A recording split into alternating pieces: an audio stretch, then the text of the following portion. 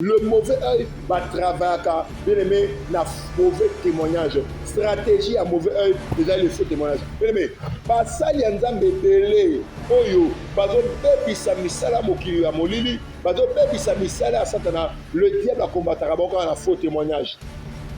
Pourquoi? Parce qu'il a dit que ceux qui battent l'ongoli confiance comme au salanza mais wana bien aimé batou bakoyati. La chose qui te pousse à être convaincu, à suivre cet homme de Dieu, et d'aller témoignage. Frère, ma soeur, mon bali wala landa pour un bon témoignage. Et ça n'a pas été belé. On étoile. Mi bali balinga kaote. Oyebite nzokande. Na CCC. Ma bébé ça témoignage na yo. Na sembeli pour la motonyoso. Témoignage de ma bébé ça. Na sembeli pour la motonyoso.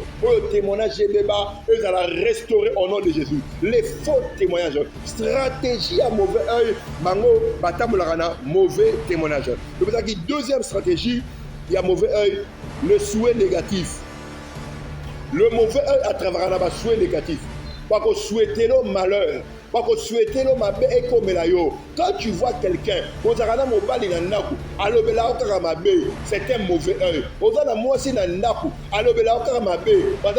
œil. Tu es entouré des gens qui fait que souhaiter les malheurs de toi. Il fait que souhaiter les malheurs pour toi. Mais sache-le, Bazali va mauvais œil. Les mauvais œils, bien aimés dans le Seigneur, travaillent avec le souhait des malheurs. Travaillent avec le souhait des malheurs. Bien aimés, première stratégie, il y a mauvais œil, les alliés. Faux témoignage. Deuxième stratégie, il y a mauvais œil. Ils allient les souhaits des malheurs. Troisième stratégie, ils allient les cibles. La cible, oh bien aimé, nous avons ciblé Moussala, affaires, santé, mariage. Mauvais œil dans la famille, il y a cible à bien aimé. Quand on va cibler famille, à côté ici la mort. Je parlerai la mort de la mort physique et je parlerai de la mort de la richesse. Mauvais œil dans la famille, mauvais œil dans la famille, ce qu'on a ciblé famille à Memakaliwa. Première stratégie à mauvais œil, ils allient le faux témoignage. Deuxième stratégie à mauvais œil, ils allient le souhait négatif. Troisième stratégie à mauvais œil, ils allient cible. Ce qui est mauvais est à cibler famille, à cibler affaires, à cibler ministère, à cibler réputation, à cibler vie. Le mauvais œil. Et bien aimé, lorsque le mauvais œil a ciblé famille, qu'est-ce que Bayakana, bien aimé, la mort dans la famille. La mort, ils amènent la mort au sein de la famille ou la mort des personnes de valeur. Mauvais œil dans la famille, bandoki la famille bien aimé, babundisaka, kaka, babomaka, kaka, batu oyo, bazali, bien aimé dans le Seigneur, na étoile, to batu à valeur. Autant dans la famille est belée, babomaka, ba responsable. Yamoka sungabiso, mutumo yambongo na famille, yenden de konabiso na mongo, atakana poto, atina rabiso, bakoboma, kaka mutu à valeur. Les cibles, ils ciblent pas n'importe qui, ils ciblent les personnes de valeur. Si tu es quelqu'un de valeur, mais va cibler. Le mauvais, ceux qui va cibler famille Nabino, bien aimé dans le Seigneur, il y aura l'absence des hommes de valeur ou l'absence des biens de valeur. On remarque la famille, car à l'opango moko, ne batike la bino, lui comment on remarque à l'opango wana, on remarque, il y a liboso, à somba l'opango akufa, à tikabana, et comment conflit, n'a pas né à tata, n'a pas né à ma maman, pour la ligne de dans le Seigneur, les cibles. Mauvais œil sera ciblé famille Nabino, bien aimé dans le Seigneur, vous allez avoir la mort. Les mauvais tuent seulement les hommes importants. Deuxième, les mauvais amènera l'absence des objets de valeur.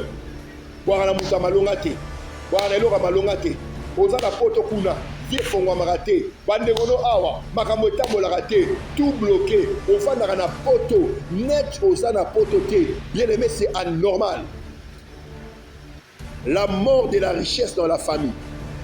Lorsque le mauvais œil cible votre famille, vos yeux posent à la terre, car il y a un monde qui est bano soit mbongo, bien aimé, car il y a un mbongo et puis bien aimé, le mauvais œil, lorsque le mauvais œil cible, bien aimé, il y aura la mort de la richesse.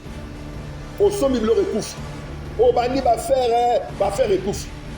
Au changer, au yomokoye, au pessi de responsabilité, la mort de la richesse, les mauvais bien le Seigneur, la richesse, l'absence des hommes de valeur et la mort de la richesse.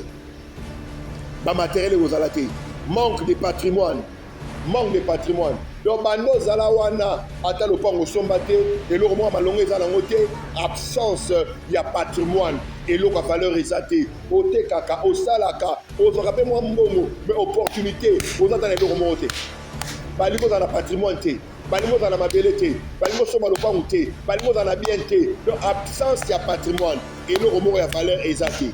Le mauvais œil installera la rétrogradation dans la famille. Le mauvais œil installera la rétrogradation dans la famille. Mais l'esprit de la rétrogradation est intimement lié avec l'esprit de la procrastination. L'esprit de la rétrogradation est intimement lié avec l'esprit de la procrastination. La procrastination, c'est le fait de mettre à demain ce qu'on peut faire aujourd'hui. C'est quoi la rétrogradation? La rétrogradation, c'est un système satanique qui consiste à tirer la vie de plusieurs personnes vers le bas. Je répète, la rétrogradation est un système diabolique qui consiste à tirer la vie de plusieurs personnes vers le bas. La vie de plusieurs personnes vers le bas. Mais il y a beaucoup de gens, Azaki n'a sauvé, Azaki l'icolo, Azaki levé. Mais subitement à Bambani. Lorsque tu sens que tu es en train de rétrograder, passe à le service. Parce que l'esprit de la rétrogradation, les alliés système diabolique, où ils ont tiré la vie de plusieurs personnes vers le bas. Quand on sentit que vie est au kita, consolateur, maman, papa, pour bien la prophète. Consolateur aussi la nuance, pour bien la prophète. Mais lorsque tu sens que tu descends vers le bas, mais il faut faire le prière. Mbote, Shalom, Malandi, AGK Télévision, de partout dans le monde. Bonsoir, les autres dépendent de l'heure au besoin de l'abisso. Bonjour, les autres dépendent de l'heure au besoin de l'abisso. Nous allons partager sur la spiritualité et la délivrance. Thème nanga alléluia, vaincre le mauvais œil. Nous allons vaincre le mauvais œil. Le mauvais œil, Azanan. Le mauvais œil, c'est une personne qui est avec toi. C'est une personne qui vit avec toi. C'est une personne bien-aimée où elle va tout autour de yo, mais azana conspiration. C'est quelqu'un qui fait des conspirations, ça la complot contre yo, ça la prétexte contre yo, bien-aimé, prémédité mabe contre yo. Les mauvais œil, ils ont mutu oyo bozalaka na ye, botambolaka na ye, mais azana prétexte contre yo, ça la complot contre yo. Azo prémédité mabe contre eux. Je pense que dans la émission au Bolanda qui te le qui quelques stratégies. Il y a mauvais œil, bien aimé, le mauvais œil a opéraka na souhait des malheurs. Le mauvais œil travaille, opère dans le souhait des malheurs. Le mauvais œil travaille avec les souhaits des malheurs. Moutounion, ce bien aimé, oyo a souhaité un malheur pour la vie d'ailleurs, azali mauvais œil. Ça veut dire que les mauvais œil travaillent avec les souhaits des malheurs. Toute personne tout autour de toi qui fait que souhaiter les malheurs contre toi, qui fait que dire de mal contre toi, c'est un mauvais œil. Et tu peux dire stratégie. Stratégie, il y a un mauvais œil. Première stratégie à mauvais œil, il a le faux témoignage. Le stratégie à mauvais œil, les faux témoignages. On a 2 Samuel, chapitre 9, le verset 3. Stratégie à mauvais œil. 2 Samuel 9, 3. 2 Samuel 9, le verset 3. Le roi dit, y a-t-il plus personne dans la maison de Saoul pour que juge envers lui de la bonté de Dieu? Et Chiba répondit au roi, il y a encore un fils de Jonathan, perclus de pied. Le roi voulait faire du bien à quelqu'un de la maison de Jonathan. Et Chiba, qui était serviteur du roi David, répondit à David, il y a un homme, mais cet homme est perclus de pied. Donc, on est dans la loi de la maison de David, la loi de la palais royal, que Batubabou, quand on a Donc Chiba avait donné un faux témoignage pour empêcher à David de faire du bien à Mephibosheth. Bien aimé, le mauvais œil va travailler, bien aimé, na mauvais témoignage. Stratégie à mauvais œil, vous avez le faux témoignage. Bien aimé, basali anzambe belé oyo bazo bebisa misala mokili ya molili, bazo bebisa misala ya Satana, le diable a combattu un faux témoignage. Pourquoi? Parce qu'il a dit que ceux qui battent l'ongoli confiance comme au salanza mais wana ba bien aimé batu bakoyati. La chose qui te pousse à être convaincu, à suivre cet homme de Dieu, et d'aller témoignage. Frère, ma soeur, mobali wala landa pour un bon témoignage. Et ça n'a pas tué belé, on étoile, mibali balingaka ote, oyebite nzokande, na CCC, pa bebi saka témoignage na yo. Na sambeli pour na motonyoso, oyo témoignage na babebi sa. Na sambeli pour na motonyoso, oyo témoignage beba, et ça la restaurer au nom de Jésus. Les faux témoignages, stratégie à mauvais œil, bango, batabolagana, mauvais témoignage. Le deuxième stratégie, il y a mauvais œil, le souhait négatif. Le mauvais œil à travers un souhait négatif. Pas qu'on souhaite le malheur. Pas qu'on souhaite le malheur et comme la yo. Quand tu vois quelqu'un, c'est un mauvais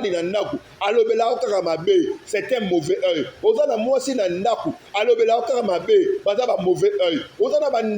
Tu es entouré des gens qui fait que souhaiter les malheurs de toi. Il fait que souhaiter les malheurs pour toi. Mais sache-le, Bazali va mauvais œil. Les mauvais œils, bien aimés dans le Seigneur, travaille avec les souhaits des malheurs. Travaille avec les souhaits des malheurs. Bien aimé, première stratégie, il y a mauvais œil, Ezali. Faux témoignage. Deuxième stratégie, il y a mauvais œil. Ezali les souhaits des malheurs. Troisième stratégie, Ezali les cibles. La cible, oh bien aimé, nous avons ciblé Moussala, faire santé, mariage. Mauvais œil dans la famille, il y a cible bien aimé. Quand on va cibler famille, à côté ici la mort. Je parlerai la mort de la mort physique et je parlerai de la mort de la richesse. Mauvais œil dans la famille, mauvais œil dans la famille, ce qu'a ciblé famille à Memakaliwa. Première stratégie à mauvais œil, Ezali le faux témoignage. Deuxième stratégie à mauvais œil, Ezali le souhait négatif. Troisième stratégie à mauvais œil, Ezali cible. Ce qui mauvais œil a ciblé famille, a ciblé affaires, a ciblé ministère, a ciblé réputation nayo, a ciblé vie nayo, le mauvais œil. Et bien mais lorsque le mauvais œil a ciblé famille, qu'est-ce que Bayaka na bien aimé la mort dans la famille. La mort, ils amènent la mort au sein de la famille ou la mort des personnes de valeur. Mauvais œil dans la famille, bandoki na famille bien aimé, babundisaka kaka babomaka kaka batu oyo bazali bien aimé dans le Seigneur na étoile to batu a valeur. Bota na ba famille ebele babomaka ba responsable. Ya moka sunga biso, mutu mo ya mbongo na famille, yende ndeko na biso na mbongo, ataka na poto atina na biso, bakoboma kaka mutu a valeur. Les cibles, ils ciblent pas n'importe qui, ils ciblent les personnes de valeur. Si tu es quelqu'un de valeur, mais bako cibler yo. Les mauvais œil va cibler kaka batu ya valeur na famille. Deuxième, absence des hommes de valeur ou de biens de valeur. Le mauvais œil, ce qui va cibler famille Nabino, bien aimé dans le Seigneur, il y aura l'absence des hommes de valeur ou l'absence des biens de valeur. On remarque dans la famille, car à l'opango moko, ne batike la bino, puis to moko bomanaka na l'opango wana. On remarque, il y a liboso, a somba l'opango akufa, atika bana, et comme un conflit, na bana ya tata, na bana ya ba maman, pour la bien aimé dans le Seigneur, les cibles. Mauvais œil sera ciblé famille Nabino, bien aimé dans le Seigneur, vous allez avoir la mort. Les mauvais tuent seulement les hommes importants. Deuxième, les mauvais amènera l'absence des objets de valeur. Boara muta malonga te, boara eloka malonga te, oza na poto kuna, vie fongwamaka te, bandengono awa, makambo etambolaka te, tout bloqué, ovandaka na poto, net oza na poto te, bien aimé c'est anormal. Na prière pour na mutu moko, ça fait 30 ans, azaka na poto, mais bien aimé dans le Seigneur, tozo mona ye na révélation prophétique, tozo mona na maya chwenge na kingasani. Vous voyez bien aimé. Donc allez-y comprendre que les mauvais œils, quand les mauvais œils ciblent la famille, quand les mauvais œils ciblent la famille, bien aimé le Seigneur, il y aura l'absence des hommes de valeur et l'absence des biens de valeur. Donc la famille ko et l'or malongé dans la ngote. Donc bano kenano potoana, bano bana obala, ozwa et loko ya malongate. Yeba que bien aimé, déjà le mauvais œil a ciblé yo. La mort de la richesse dans la famille. Lorsque le mauvais œil cible votre famille, vos yeux kozalate, kaka yomo no bana komunda, bano zwa mbongo, bien aimé, kaka yono takana mbongo et puis okoi. Bien aimé, les mauvais œil, lorsque le mauvais œil cible, bien aimé, il y aura la mort de la richesse. Au son biblo recouf, au bandi va faire recouf. Au changer, au yomokoye, au pessim de responsabilité, la mort de la richesse, les mauvais œil, bien aimé le Seigneur, la richesse, l'absence des hommes de valeur et la mort de la richesse. Ba matériel et vos alatés, manque de patrimoine, manque de patrimoine. Donc, bando zalawana, ata le pango sombate, et le roman malongé zalangote, absence, il y a patrimoine, et l'eau a valeur exatée. Ote kaka, au salaka, aux rappels moi mbongo, mais opportunité, aux entendez le roman ote. Balimo dans la patrimoine te, balimo dans la mabelete, balimo soma le pango te, balimo dans la bien te. Donc, absence, il y a patrimoine, et le roman a valeur exatée. Psaume chapitre 2, le verset 8, la Bible dit, demandez-moi, je vous donnerai les extrémités de la terre comme possession.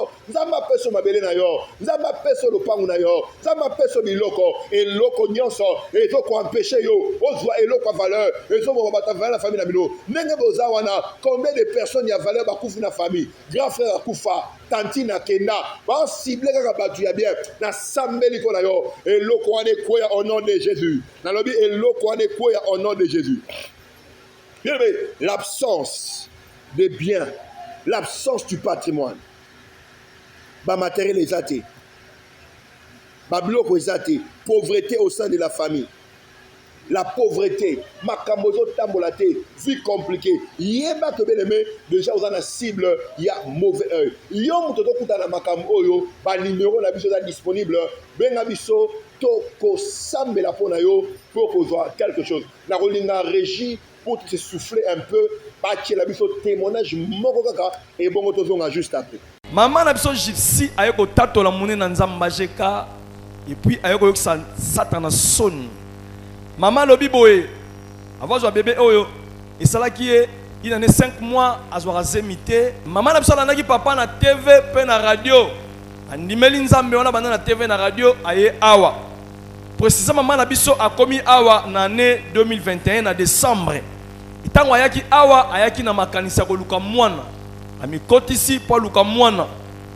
Et ça dit que to koti mois de janvier wana ton papa uti retraite na mangenge kiti zamba lobeli uta mangenge ke sengeli asala milulu moko munene oyo ekosala ke basio bazangi bana bazwa bana wana mukolo yaki azaki ata na mwana te ate loko te bazo espérer azwa mwana tango mosala nzamba ye asali mbela oyo e mama na biso akotaki milulu wana na kondima nyonso e maloba nyonso lobamaki wana mama ndimaki e ba service mama ndimaki ba service nyonso amikotsaki makasi et à notre grande surprise to komi kaka na 2 mois 3 mois maman remarqué changement et côté na nzoto donc maman zui zemi pesa biso amen na malam et après 9 mois maman ya boti beba mobali ya kitoko. Gloire à Dieu, bien aimé, merci.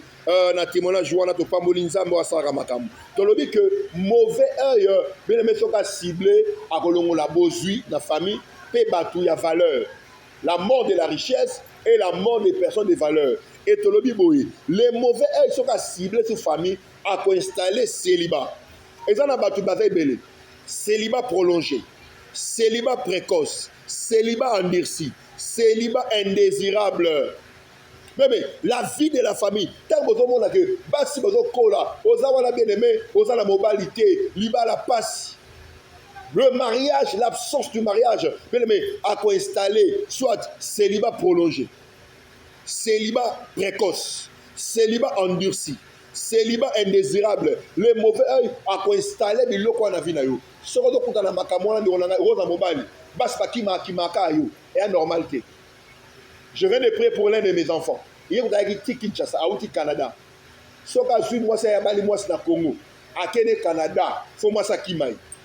Tango ayawa to mami qui est le sambo, to salier ba service, ça fait 6 mois zonga pour t'en papa. Vraiment, j'étais vraiment possédé et voilà, je suis délivré. Bien maintenant le Seigneur, ton la témoignage mo awa. Moi si moko boy, mi li mo be comme ça impoli. Mo ba la benga na libala ba uta pointe noire.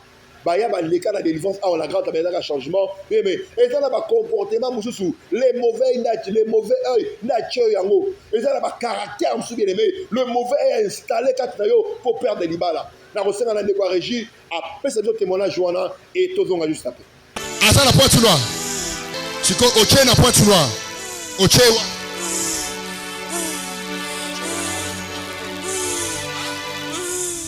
wapi na pointe. Maman, yo maman nae. Qu'est-ce qui se passe? Hein? Akina libala na pointe noire papa. Aïe libala na pointe noire. Abosi ba misa tona mobile na pointe noire. Oui. Ndenge mobile ali kotika ye vraiment ezo comme ça même ngai. Mobile atiki. Kangi ka bloka boba soni te nini te ka. Apengane.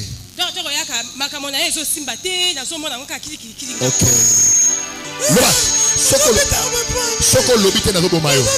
Soko lobite na Okosilika. Omoni comportement esali mobile ya bengana ye.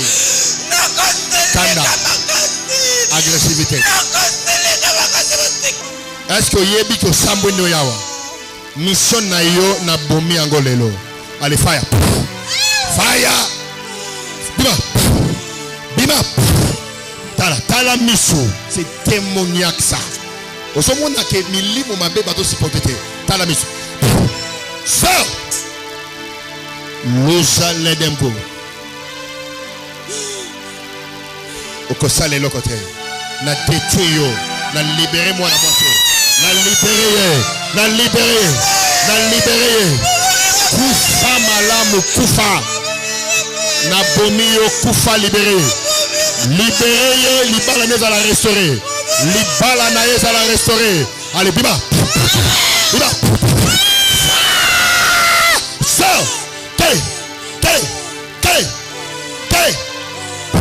Mettez la colonne à Boko Makas. Jésus. Soba Chubaso, Katisa Brazzaville, Monakoya Koluka Délivrance. Gloire à Dieu. Bon total, la témoignage, mais quoi, balongwa pointe noire. Balongwa pointe noire, baya on a grand tabernacle changement, botala nenge délivrance naie et otiko salema. Mais notez bien, la vie de la famille est par les enfants. Les filles ne se marient pas. Le mariage, la famille est athée, la famille est athée. Quand tu remarques que dans la famille, il n'y a rien de spécial, il n'y a rien de bon, tu vas te dire, mais tu as rappelé des seigneurs. Tu as un mariage, mais il y a une famille.